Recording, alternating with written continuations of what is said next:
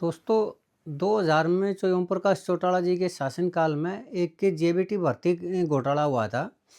और वो भर्ती घोटाला जिसमें जो ओम प्रकाश चौटाला जी को और अजय चौटाला जी को 10-10 साल की सज़ा हुई थी। 2013 में वो जितने जेबीटी थे उनमें से लगभग 2800 के आसपास से जो जेबीटीओं की जो भर्ती थी वो सुप्रीम कोर्ट ने रद्द कर दी, निरस्त कर दी। तो जब वो निरस्त की 2013 में, तो उस टाइम में जो भूपेंद्र सिंह हुड्डा की सरकार थी हरियाणा के अंदर। अब क्योंकि ये जो भर्ती रद्द हुई थी, सुप्रीम कोर्ट के आदेश से हुई थी, तो निचली अदालत में जाने का कोई फ़ायदा था नहीं, क्योंकि उसमें कोई रिलैक्स मिलना नहीं था। क्योंकि ये आदेश थे ये सुप्रीम कोर्ट के। तो उन लोगों ने जो जिन नौकरी से निकाले गए थे, उन्होंने धरना प्रदर्शन शुरू किया और भूपेंद्र सिंह हुड्डा जी से उन्होंने नौकरी की डिमांड की कि हमें ये नौकरी की कोई ना कोई इसका रास्ता निकाल के ना, और हमें एज इट इज़ नौकरी के ऊपर रखा जाए, ये उनकी मांग थी। तो जो भूपेंद्र सिंह हुड्डा ने थोड़ा उस चीज़ के ऊपर कंसीडर करने की सोची। तो जब उन्होंने कंसीडर करने की सोची, तो मैंने इंटरव्यू लिए उन जेबीटी टीचर्स के कम से कम 100 के, जहाँ-जहाँ वो बैठे हुए थे उनके पास जाके। तो मैंने उनसे एक सवाल पूछा, तो उस सवाल का उन्होंने बहुत ही चौंकाने वाला जवाब दिया। तो वो जो चौंकाने वाला जवाब था, वो मैंने अपने अखबार में छाप दिया, और उसको पढ़ के ना और भी मीडिया ने उन लोगों से जो पूछा, वही सवाल पूछा, तो उन्होंने वही जवाब दिया। तो ये जो चौंकाने वाला वो था, उनका जवाब था। तो ये दोस्तों जब भूपेंद्र हुड्डा जी के पास पहुँचा, तो उन्होंने वो कंसीडर करना बंद कर दिया, और यही रिपोर्ट फिर अगली सरकार जब 2014 में बीजेपी की सरकार आई, तो उसने भी उसी बात के लिए उस चीज़ को कंसीडर ही नहीं किया कि उन 2800 जो जेबीटी थे उनको एज़ इट इज़ भर्ती किया जाए। उसके बाद में उनकी कोई भर्ती नहीं हुई, कोई उनकी नौकरी नहीं। अगर कोई अपनी योग्यता के दम पे आगे या सिफ़ारिश या किसी और उसके कारण लग गया हो तो लग गया, और नहीं तो वो ज़्यादातर थे वो आज भी उनकी नौकरी ख़त्म है। तो दोस्तों वो क्या चौंकाने वाला खुलासा था, और क्या उन लोगों ने कहा कि दोनों ही सरकारों ने, यानी भूपेंद्र हुड्डा जी की भी सरकार ने और बाद में बीजेपी की सरकार ने उनको नौकरी नहीं दी, वो मैं आपको बताऊँगा दोस्तों। तब तक आपसे निवेदन है कि आप मेरे इस चैनल को सब्सक्राइब करें, और उस सारी डिटेल मैं आपको बताऊँगा। बस अभी गया और अभी आया दोस्तों, 5 सेकंड के अंदर।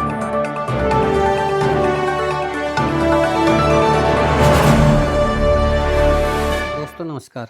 दोस्तों मैं सतवीर सिंह अपने यूट्यूब के भारत लिंक ग्लोबल चैनल पर लंदन से आपका स्वागत करता हूँ। दोस्तों चौधरी देवीलाल जी थे ना, वो जननायक थे।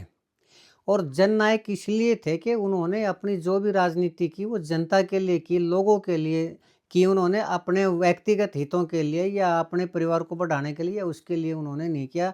लोगों के काम उन्होंने बहुत किए। और जब लोगों के काम कोई भी आदमी करता है, कोई भी नेता अगर लोगों के लिए राजनीति करता है, तो वो जननायक होता ही होता है। ऐसे ही फैसलों में उन्होंने बहुत से फैसले किए, लेकिन एक फैसला लिया था वृद्धावस्था पेंशन का।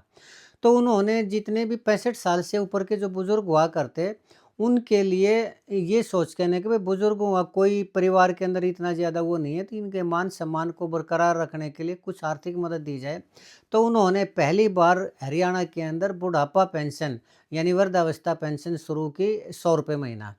तो जो उनके एडवाइज़र थे, उन्होंने उनको कहा कि चौधरी देवीलाल जी, जिन लोगों के पास फाइनेंशियल अच्छी कंडीशन है, जो सरकारी नौकरी में है, या और जो जिनके पास पैसे की कोई कमी नहीं है, तो आप उनको इस तरह का जो ₹100 महीना उनकी वृद्धावस्था पेंशन मत करिए।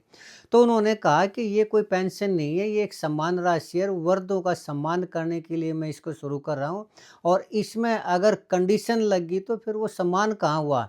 वो तो शर्तों के आधार पर एक वोट लेने का एक तरीका हुआ। उन्होंने अपने एडवाइज़र की किसी की भी बात नहीं सुनी, और उन्होंने वो ₹100 पेंशन थी, वो हर एक बुज़ुर्ग के लिए जिसकी भी उम्र 65 साल थी, उनके लिए वो पेंशन शुरू कर दी दोस्तों। लेकिन जब उन्होंने पेंशन शुरू की दोस्तों, तो बाद में ये इतनी पॉपुलर हुई कि इसको देवीलाल पेंशन कहा जाने लगा, और बाद की सरकारों ने इसके ऊपर जो पेंशन थी उसमें काटने की कोशिश की। तो क्यों काटने की कोशिश की दोस्तों, अब मैं वो उदाहरण बताना चाहूँगा जो मैंने शुरू में दिया था आपको, जेबीटी शिक्षक वाला। तो वो जेबीटी शिक्षक का जो मामला था दोस्तों, जब मैंने उनसे इंटरव्यू लेके पूछा है कि आपकी नौकरी इनेलो सरकार में जो नौकरी लगी थी आपकी, वो तो हो गई खत्म। आप डिमांड कर रहे हैं भूपेंद्र सिंह हुड्डा जी से। अगर आप भूपेंद्र सिंह हुड्डा जी से डिमांड कर रहे हैं और उन्होंने आपकी मांग को स्वीकार कर लिया और उन्होंने सभी को नौकरी दे दी, कोई ना कोई रास्ता निकाल गए। तो आप इस चीज़ के लिए क्रेडिट किसको दोगे? आप अपनी नौकरी के लिए ओम प्रकाश चौटाला जी को दोगे या जो भूपेंद्र सिंह हुड्डा जी को दोगे? तो उन्होंने सभी ने एक सुर में कहा कि हम इस नौकरी का क्रेडिट देंगे जो ओम प्रकाश चौटाला जी को, और भूपेंद्र हुड्डा जी को क्यों देंगे? तो मैंने कहा कि नौकरी तो आपकी खत्म हो चुकी है जो ओम प्रकाश चौटाला जी ने दी थी, अब तो आप सड़कों पे हैं। और भूपेंद्र हुड्डा जी किसी भी तरीके का कोई व्यवस्था निकाल के अगर आप लोगों की भर्ती कर देते, तो क्या ये भूपेंद्र सिंह हुड्डा जी की दी हुई नौकरी नहीं होगी? तो सभी ने ये कहा नहीं, बिल्कुल नहीं, सरकारों का तो काम होता है, वो तो उनका तो काम होता है जनता का काम करना, और वो हमें नौकरी देंगे तो कोई ये थोड़ी होगा। लेकिन हम इस चीज़ का क्रेडिट देंगे जो ओम प्रकाश चौटाला जी को। तो दोस्तों ये मैंने अपने अखबार में छाप दी। तो उसको देख के कई पत्रकारों ने भी उसको पढ़ लिया और उन्होंने फिर उनसे सवाल पूछा, तो ये उन्होंने पूरे मीडिया में ये वही उन्होंने जवाब दिया, और ये बात आ गई मीडिया के अंदर कि ये लोग उसका क्रेडिट आज भी जो ओम प्रकाश चौटाला जी को देंगे, भूपेंद्र हुड्डा को नहीं देंगे। तो भूपेंद्र हुड्डा जी ने उस चीज़ को कंसिडर करने से ही मना कर दिया। और उसके बाद फिर जो बाद की सरकार थी, बीजेपी की सरकार थी, उसने भी जब ये सोचा कि ये क्रेडिट तो देंगे ओम प्रकाश चौटाला जी को, तो हम इनके लिए क्यों इतना ज़्यादा वो करें, तो वो उस टाइम भी उन्होंने ये सोच कर कि हमें वोट मिलने नहीं, कोई फ़ायदा नहीं, हमें क्रेडिट नहीं मिलना, तो उस चीज़ को कंसीडर नहीं किया। तो अब यही बात है दोस्तों वृद्धावस्था पेंशन के लिए। वृद्धावस्था पेंशन इतनी ज़्यादा पॉपुलर है कि कोई भी सरकार इसको बंद करने का तो नहीं सोच सकती, रिस्क नहीं ले सकती। लेकिन हर सरकार ये सोचती है कि ये वृद्धावस्था पेंशन चाहे हम इनकी कर दें 10,000 रुपये महीना, चाहे हर एक बुजुर्ग को दे दें, लेकिन ये इसका क्रेडिट जाएगा चौधरी देवीलाल जी को। और चौधरी देवीलाल जी को ही ये मानेंगे कि लोग कि आज हमें जो पेंशन मिल रही है वो चौधरी देवीलाल जी के कारण मिल रही है, और सारा का सारा क्रेडिट चाहे हम कितनी भी पेंशन बढ़ा लें, हमें क्रेडिट नहीं मिलेगा। इसलिए हर सरकार ने उस पेंशन को काटने की कोशिश की, कम करने की कोशिश की, उसके ऊपर कैप लगाने की कोशिश की कि किसी भी तरीके से कम लोगों को ये पेंशन दी जाए, ताकि सभी को फ़ायदा भी ना मिले और ये पेंशन बंद भी ना करनी पड़े। जब दोस्तों चौधरी देवीलाल जी ने शुरू की थी, तो उसके बाद सरकार आई थी चौधरी भजनलाल जी की। तो चौधरी भजनलाल जी ने इसके ऊपर सबसे पहले कैप लगा दी 10,000 रुपये की, कि जिस आदमी की इनकम 10,000 रुपये से ऊपर होगी सालाना, उसको वृद्धावस्था पेंशन नहीं मिलेगी, जिस परिवार की, आदमी की नहीं। तो उसके अंदर बहुत से ऐसे आदमी थे जिनके परिवार की जो वार्षिक आय थी वो 10,000 रुपये से ज़्यादा थी, तो उस परिवारों के बुज़ुर्गों को पेंशन नहीं मिली और थोड़े से बुज़ुर्गों को पेंशन मिली। यानी सरकार ने पेंशन भी कम लोगों को दी और वो पेंशन बंद भी ना करनी पड़ी। उसके बाद दोस्तों आई ओम प्रकाश चौटाला जी की सरकार, यानी चौधरी देवीलाल जी के लड़के बंशीलाल जी की सरकार ने भी उसको एज इट इज़ रखा था। फिर ओम प्रकाश चौटाला जी की वो आई, तो उन्होंने भी पता नहीं क्या सोच के, ये सोच के कि शायद ये तो चौधरी देवीलाल जी को क्रेडिट मिलेगा, मेरे को तो मिलेगा नहीं। हालाँकि उनके वो पिताजी थे, फिर भी वो 10,000 रुपये की जो कैप थी, वो उन्होंने एज़ इट इज़ रखी। उस कैप को नहीं बढ़ाया उन्होंने, यानी जिसकी परिवार की इनकम 10,000 रुपये से ऊपर होगी, उसको पेंशन नहीं मिलेगी। उन्होंने इतना तो ज़रूर किया कि पेंशन को 100 की जगह 200 रुपये कर दिया, लेकिन वो कैप नहीं हटाई। चौधरी देवीलाल जी की तरह उन्होंने ये नहीं किया कि हर एक बुज़ुर्ग को, चाहे उसके परिवार की कोई भी हो, हर एक बुज़ुर्ग को ये सम्मान राशि मिलेगी मिलेगी, ऐसा उन्होंने नहीं किया। और अब ये देखिए दोस्तों, उसके बाद कांग्रेस की सरकार आई, चाहे भूपेंद्र सिंह हुड्डा की सरकार जब आई, तो भूपेंद्र सिंह हुड्डा जी ने 2005 में सरकार आई थी, तो उस कैप को कोई नहीं हटाया उसको। और जब 2009 में चुनाव होने थे, तो उस पेंशन को तो उन्होंने थोड़ा बढ़ा दिया, क्योंकि तब तक 300 रुपये हो गई थी, और 300 रुपये से 500 रुपये तो कर दिया। लेकिन उस कैप को नहीं बढ़ाया उन्होंने, ताकि ज़्यादा से ज़्यादा लोगों को उसमें ना मिल सके, वो वृद्धावस्था पेंशन ना मिल सके। हालाँकि वो अपने आप को जाट नेता भी कहते हैं, सब कुछ कहते हैं, लेकिन वो कैप नहीं हटाई। वो कैप उन्होंने हटाई 2012 के अंदर। यानी ये देखिए, 1992 से लेकर जो कैप लगी थी वो 2012 में हटी, और वो हटी नहीं, बढ़ाएगी। और वो 20 साल के अंदर, अब ये देखिए 20 साल के अंदर क्या 10,000 रुपये परिवार की इनकम रहेगी? क्या वो कुछ नहीं बढ़ेगी? तो 2012 में भूपेंद्र हुड्डा जी ने उस कैप को बढ़ा के 2 लाख किया। यानी जिस परिवार की इनकम 2 लाख रुपए से ऊपर होगी या 2 लाख रुपए होगी, उसको बुढ़ापा पेंशन नहीं मिलेगी।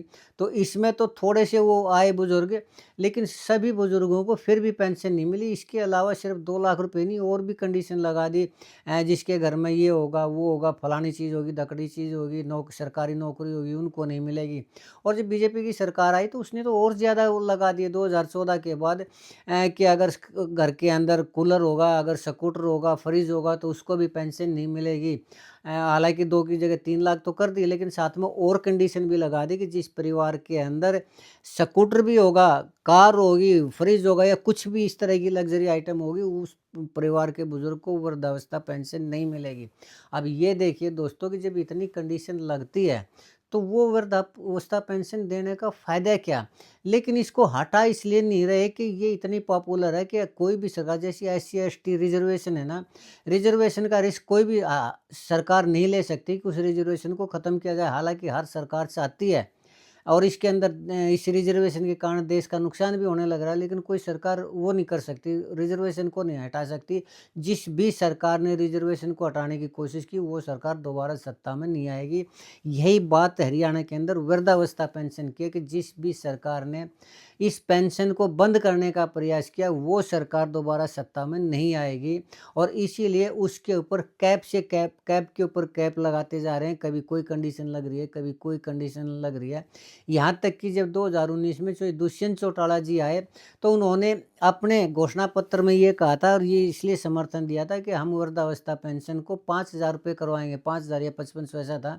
लेकिन बीजेपी सरकार ने अपनी मर्ज़ी से तो 500 रुपये बढ़ाए, लेकिन उसके दुष्यंत चौटाला जी के कहने से 1 पैसा भी नहीं बढ़ाया, और न ही उन्होंने उसके ऊपर सरकार से कोई माँग की, न सरकार के से समर्थन वापसी की घोषणा की, न उन्होंने कोई बड़ा आंदोलन किया कि मैं इस उसके ऊपर आया था वृद्धावस्था पेंशन इतनी होनी चाहिए। लेकिन उन्होंने बाकी तो सरकार के साथ मिलके मलाई खाई, लेकिन जो उनके परदादा जी ने वो शुरू की थी, उनको उनकी उस पेंशन को भी उन्होंने बढ़ाने के लिए कोई भी इतना ज़्यादा संघर्ष नहीं किया, और बाकी सरकारों का तो कहना ही क्या दोस्तों। लेकिन अब आजकल ये जो मामला चला हुआ है, ये वृद्धावस्था पेंशन के ऊपर, अब इस वर्तमान सरकार ने, यानी नायब सिंह सैनी जी की सरकार ने, जिन भी लोगों को पेंशन मिल रही थी, उनमें से 2 लाख लोगों की और घटा दी। जब इसके ऊपर हो हल्ला हुआ, तो मैं बयान देख रहा था नायब सिंह सैनी जी का, वो ये कह रहे थे कि हमने पेंशन ख़त्म नहीं की, हमने स्थगित की है, और उसके ऊपर इंक्वायरी होगी, और जो ठीक होंगे तो बहाल कर देंगे। यानी कहने का मतलब ये, उन्होंने ये तो स्वीकार कर लिया कि हमने कम से कम 1.5 लाख लोगों की वृद्धावस्था पेंशन है वो काटी है, ख़त्म की है, भले ही उसको स्थगित का नाम दिया गया हो। हालाँकि वो ये भी कह रहे हैं कि हम इसको ये कर देंगे, वो कर देंगे, दोबारा शुरू कर देंगे, बढ़ा देंगे। लेकिन कुल मिला के कहने का मतलब ये है कि ये चौधरी देवीलाल जी की देन थी, तो कोई भी पार्टी कितना भी कर ले तो उसको इस चीज़ का क्रेडिट नहीं मिलेगा। इसलिए हर पार्टी का सिर्फ़ और सिर्फ़ यही मकसद होता है कि ज़्यादा से ज़्यादा कैप लगा के, ज़्यादा से ज़्यादा कंडीशन लगा के, शर्तें थोप के ऊपर कम से कम लोगों को वृद्धावस्था पेंशन दी जाए। क्यों? क्योंकि ये सिर्फ़ वोट की राजनीति है, और वोट इस वृद्धावस्था पेंशन के नाम से किसी भी पार्टी को नहीं मिलेंगे। इसलिए चाहे वो कांग्रेस की सरकार हो, बीजेपी की सरकार हो, खुद इनेलो की सरकार भी क्यों ना हो, तो भी मुझे नहीं लगता है कि इस वृद्धावस्था पेंशन को हर एक बुज़ुर्ग को दिया जाएगा जिसकी उम्र 60 साल या उससे ज़्यादा है। ऐसा कोई भी सरकार नहीं करेगी। यहाँ तक कि अब चौधरी अभय चौटाला जी ये कहने लग रहे हैं कि अगर मेरी सरकार आई तो मैं इसको दुगना करूँगा। अब मुझे ये भी एक चुनावी स्टंट लग रहा है, इससे ज़्यादा नहीं लग रहा है, चुनावी घोषणा ही लग रही है। क्यों? क्योंकि हर एक बुज़ुर्ग को अगर वो देंगे पेंशन, तो इतना ज़्यादा बजट वो करना पड़ेगा, इतना ज़्यादा पैसा खर्च करना पड़ेगा कि वो भी इन कैपों को जारी रखेंगे। क्यों जारी रखेंगे, मैं किस लिए कह रहा हूँ? क्योंकि घोषणा पत्र के अंदर इस तरह के वायदे किए जाते हैं। उन्होंने एक घोषणा कुछ दिन पहले भी की थी कि अगर मेरी सरकार आती है तो मैं हरियाणा से अपराध ख़त्म कर दूँगा, अपराधियों को ख़त्म कर दूँगा, मैं कोई अपराध नहीं वो होगा। जबकि हरियाणा में कहावत है दोस्तों कि गाम की शोभा बिटोड़े बता देते हैं। इसका तात्पर्य ये है कि जो आदमी के क्रियाकलाप है, उन्हीं से ये पता चल जाता है कि आगे भविष्य में क्या होगा। अब उनकी पार्टी में, इनेलो में जो लोग जुड़ने लग रहे हैं, उनमें से बहुत से ऐसे आदमी जुड़ने लग रहे हैं जो जिनकी छवि ही अपराधियों की है, तो जो उन लोगों को वो कैसे बाहर करेंगे? उन लोगों को कैसे रोक देंगे अपराध करने करने से, तो जब उनको नहीं रोकेंगे तो फिर दूसरे अपराध कहाँ से रुक जाएँगे। तो ये सिर्फ़ महज़ चुनावी घोषणा पत्र है, चुनावी घोषणा है और कुछ भी नहीं है। मुझे नहीं लगता कि ये कैप को हटा पाएँगे, ये हरियाणा के जो भी बुज़ुर्ग 60 साल से ऊपर उनको अभय चौटाला जी पेंशन दे पाएँगे। बाकी अगर दे पाएँ तो ये भविष्य के गर्भ में देखते हैं आने वाले टाइम में क्या होता है, कैसे होता है दोस्तों। आज के लिए इतना ही। आज ये जो हल्ला मचा हुआ था, तो ये उसके ऊपर मेरा ये विश्लेषण था वृद्धावस्था पेंशन के ऊपर। मुझे उम्मीद है कि आपको ये अच्छा लगा होगा। अगर आपको लगता है कि मेरी ये वीडियो ठीक है, तो आपसे गुज़ारिश करूँगा आप मेरी वीडियो को लाइक करें, शेयर करें, कमेंट करें दोस्तों, वीडियो को हाइप करें। और चलते-चलते एक बार फिर निवेदन करना चाहूँगा कि आप मेरे इस चैनल को सब्सक्राइब ज़रूर करें, ताकि इसी तरह के विश्लेषण मैं आपके सामने लाता रहूँ। आपने मेरा ये वीडियो देखा, इसके लिए आपका बहुत-बहुत धन्यवाद। नमस्कार, जय हिंद, जय भारत।